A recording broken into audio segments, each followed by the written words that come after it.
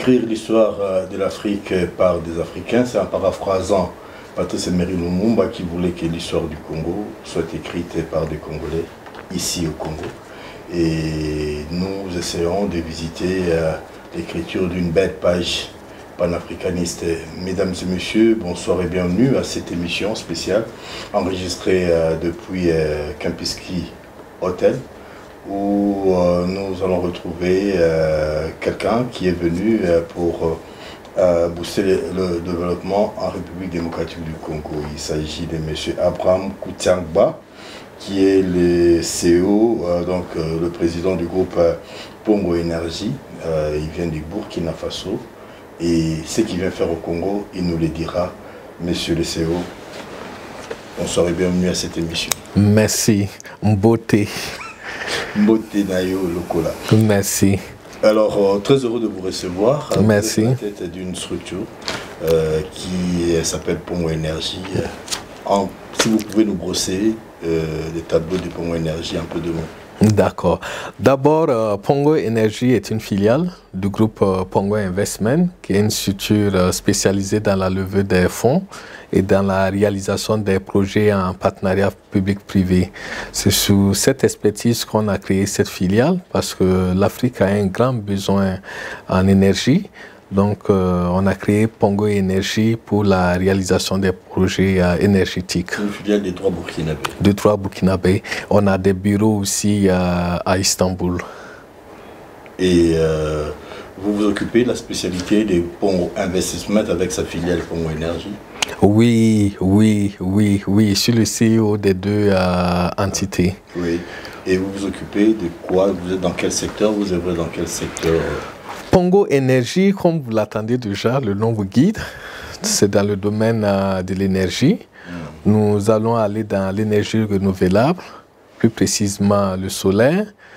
Ici, en RDC, nous avons signé 2 contrats pour la réalisation d'une centrale hydroélectrique de 80 MW à Babeba et une autre de 40 MW en solaire. Donc, notre secteur, c'est les énergies renouvelables, la biomasse, la construction des lignes de transmission. On a des projets de mise en place des unités de fabrication de câbles, de montage de transformateurs. Donc, c'est carrément tout ce volet. Monsieur Abraham, ce n'est pas une société chinoise qui vient investir en République démocratique du Congo. C'est une société burkinabé, africaine. Est-ce qu'on est en train de vivre un tournant? On est en train de vivre une révolution? Qu'est-ce qui se passe? Comment s'est fait cette rencontre entre le Congo et le Burkina Faso sur le secteur de l'énergie? Bien sûr, comme vous l'avez dit, ce n'est pas une entité chinoise, ni une autre société étrangère. Elle est purement africaine, de droit burkinabé. Et j'ai toujours dit que les Africains doivent investir en Afrique. Personne ne développera le continent africain à notre part. Nous sommes des Africains, nous sommes nés en Afrique. C'est à nous d'investir en Afrique et de développer le continent africain. Voilà, la rencontre avec le Congo. La rencontre avec le Congo, on était approché par déjà le gouvernement provincial de la Chopo qui nous a présenté le dossier. Nous avons travaillé rapidement, on a envoyé un groupe d'experts qui a étudié, qui a fait une première étude sur le dossier. On a vu qu'il était vraiment rentable, on a décidé d'investir et on a signé les premiers contrats. Ensuite, on est revenu pour la pose de la première pierre et là, comme vous l'avez suivi, on a travaillé avec la SNEL, d'où il y a eu une conclusion à travers la signature d'un protocole d'accord. Voilà. Nous allons rentrer à la régie pour voir ce qu'a été la cérémonie des signatures de ce protocole, d'accord? Et puis nous revenons après. Le directeur général de la SNEL SA, Jean Bosco Kayombo, a signé un protocole d'accord avec le DG de Pongo Énergie, Abraham Kutsiangba, en présence du gouverneur ad intérim de la Chopo, Abibou Sakapelabine Mungamba. Par ces protocoles, Pongo Énergie société d'Ebdroa burkinabé s'engage à financer la construction de 2 centrales, l'une hydraulique de 80 MW et l'autre solaire de 40 MW. C'est là dans le but de booster la desserte dans la province de la Tchopo et ses environs. Voilà, on vous a vu signant le protocole d'accord en présence du gouverneur de la Tchopo. Donc nous savons très bien le déficit énergétique qu'il y a à la Tchopo et précisément à Ki et Sangani. Qu'est-ce que Pongo Énergie pense apporter à travers ces projets? D'abord, avec le gouvernement, gouvernement provincial, qu'est-ce que vous vous êtes convenu? D'abord, quand je suis arrivé pour la première pierre, j'ai séjourné à Kisangani.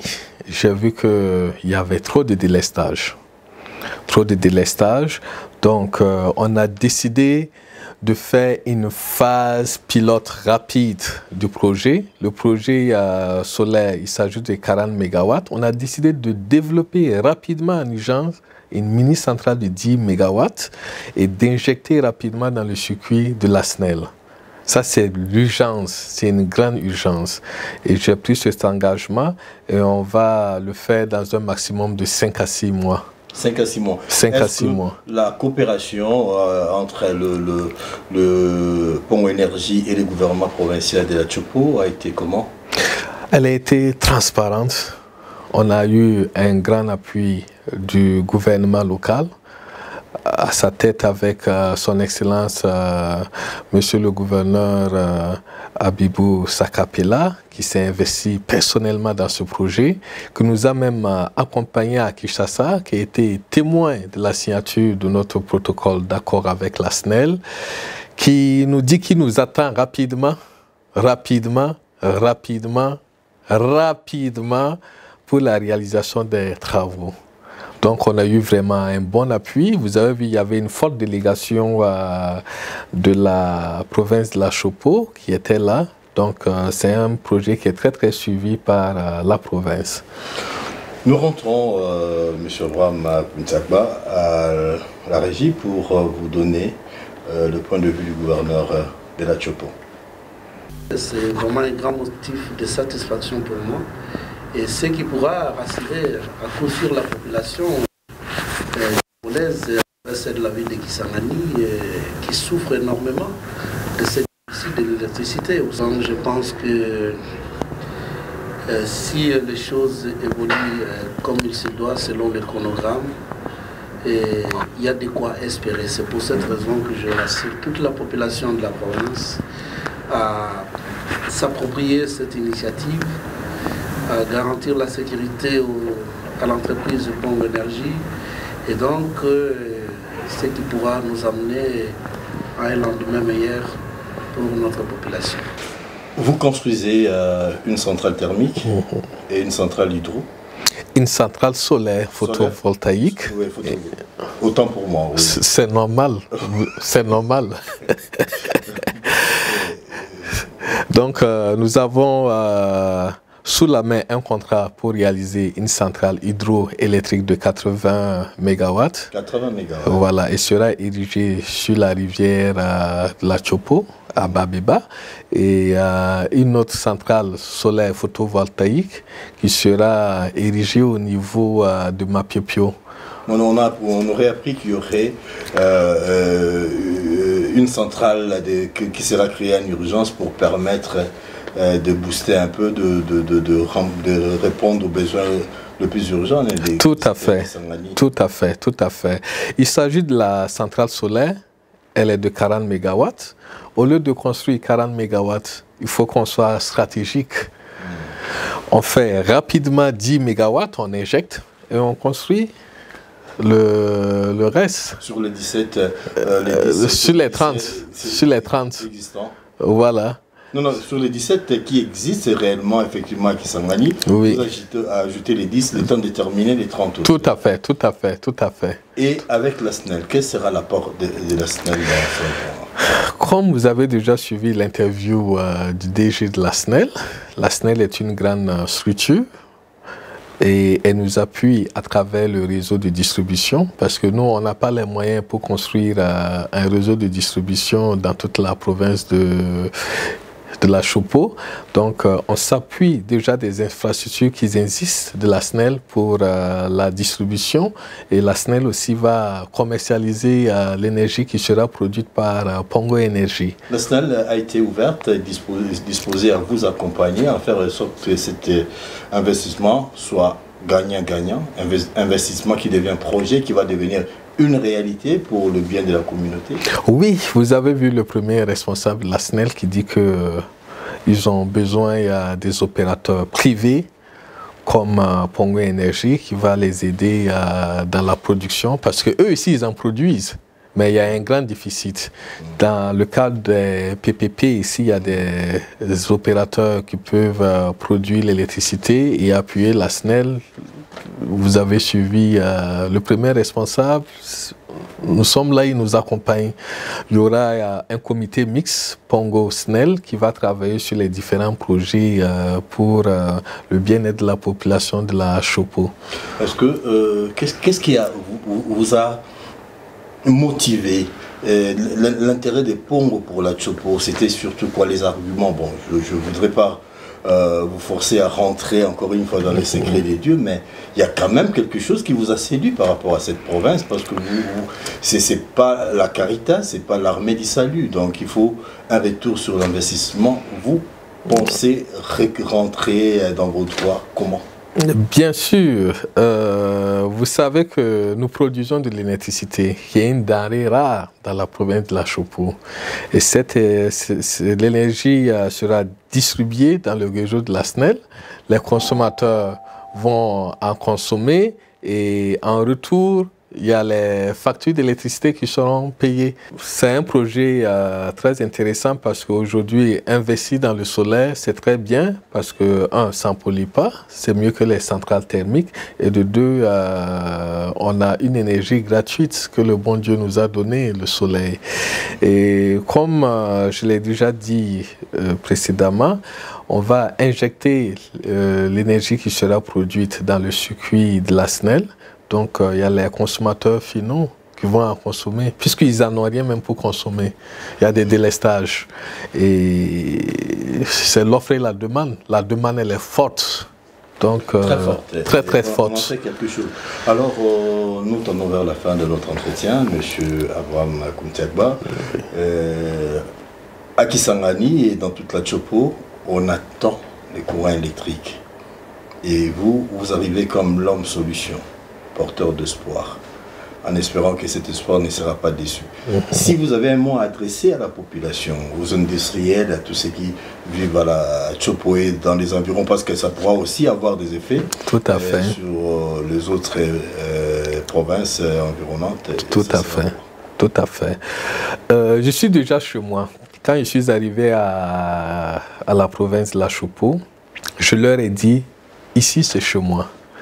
Et je vais demander à mes frères de la province de la Chopo que l'investissement que nous venons pour faire, de nous accompagner, de protéger l'investissement pour que ce soit un bien commun. Parce que je signale que c'est un BOT, c'est-à-dire Build, Operate et Transfert. Nous, on construit, on opère, on assure la maintenance et on va transférer ça à la province. Ça serait une propriété de la province. Donc, je leur demande de nous appuyer dans la réalisation.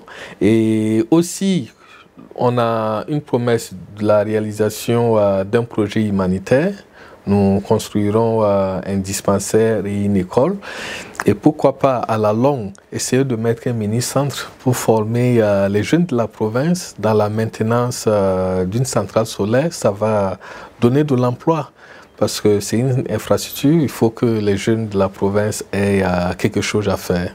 Et peut-être pour de manière pédagogique, un mot à l'endroit de l'élite et de la jeunesse de l'Afrique, pour que l'Afrique devienne très consciente et puis elle puisse croire en elle, parce que vous avez cru au Congo, vous avez cru à la province de la Chopo. Oui, je dirais à la jeunesse africaine, on a un atout, on a le continent où il y a le plus de jeunes dans le monde.